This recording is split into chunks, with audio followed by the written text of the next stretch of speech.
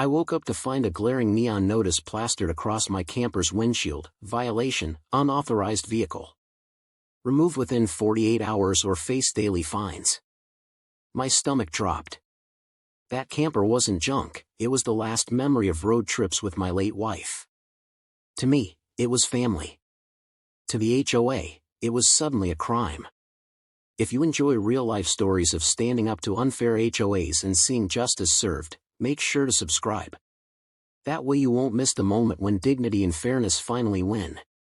I picked up the notice, hands trembling. My camper sat neatly on my own driveway, polished and legal. Yet, here they were, trying to erase a piece of my life.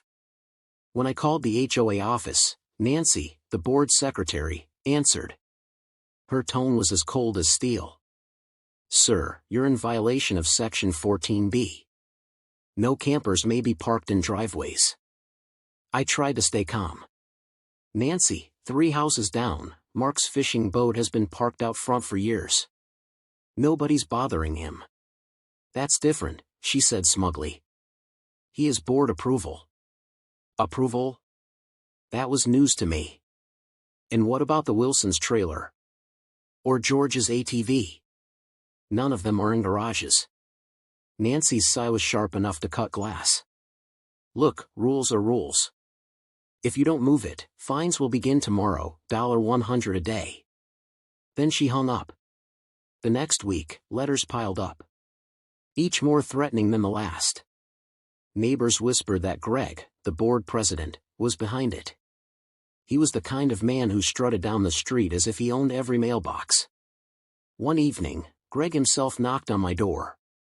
He didn't wait for an invitation inside, he just stood there with a smug grin. Evening, he said. We've had multiple complaints about your camper. It's lowering property values. Either move it or face fines. I folded my arms. Funny, Greg. No one seems bothered by your buddy Mark's boat. Greg's smile faded. That's board approved. Yours isn't. My blood boiled. It was clear, this wasn't about rules. This was about power. They wanted to break me down, humiliate me, and maybe even push me out. But they underestimated one thing. I wasn't going to back down. I looked at the camper that night under the porch light. Memories of my wife's laughter inside it, the scent of coffee brewing on those long trips, it all came rushing back. They weren't just telling me to move a vehicle. They were trying to erase a part of my life. And at that moment, I decided, if they wanted a fight, I'd give them one. That night, I sat at my kitchen table with the violation letters spread out like a bad poker hand. Each one felt like a slap in the face. They weren't enforcing rules, they were bullying me.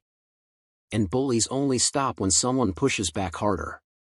That's when the idea struck me. They wanted me to move my camper. Fine. I'd move it. But not where they expected. The next morning, I hitched the camper to my truck and drove it across town, straight to the HOA's own office building. It was a squat brick structure with their proud little sign out front, Maple Creek Homeowners Association, preserving community standards.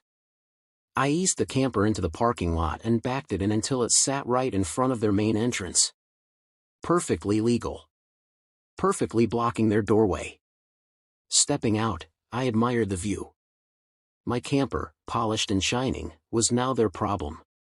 Within 10 minutes, Nancy stormed outside, her face red. "What on earth do you think you're doing?" she screeched. I smiled. "You told me to move my camper. I moved it. Now it's not in my driveway. This is private property," she barked. I tapped the parking sign beside me. "Says here it's HOA property. And as a dues-paying member, I'm entitled to park here. Isn't that right?" She opened her mouth, but no words came out. Word spread fast. Neighbors who'd been too afraid to stand up before drove by just to see it. Some honked their horns in support. Others laughed as they snapped pictures. For once, the HOA was the spectacle. By noon, Greg himself arrived. He marched up, face flushed with rage. "Move it now," he demanded.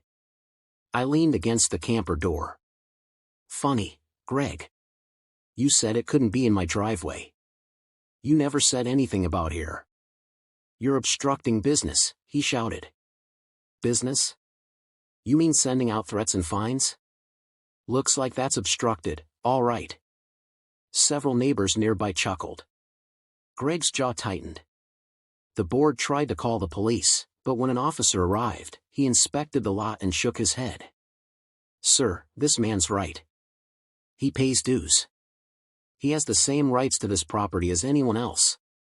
Unless you've got a bylaw that specifically bans parking here, there's nothing we can do. Greg looked like he'd swallowed a lemon. Nancy muttered under her breath. The officer tipped his hat at me and drove off. That was the turning point. For 2 full days, I left my camper parked there. Board members had to squeeze around it to get inside. Visitors complained they couldn't see the office sign. And all the while, neighbors were cheering me on. One even brought lawn chairs and joked, "Best protest spot in town." By the 3rd day, Greg called me personally. His voice was dripping with forced politeness. Look, let's be reasonable. If you move the camper back to your driveway, we'll overlook the previous violations. Oh? So suddenly it's not against the rules?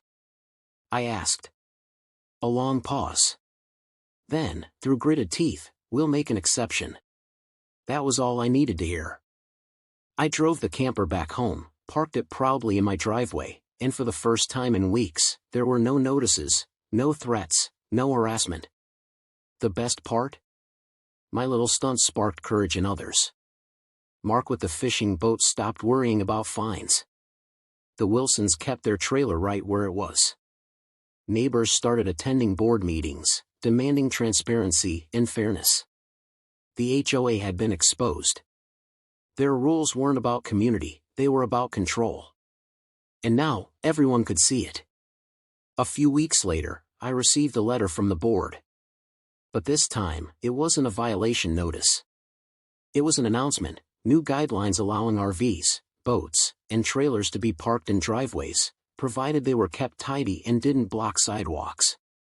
Justice had been served. Looking back, I don't regret a thing.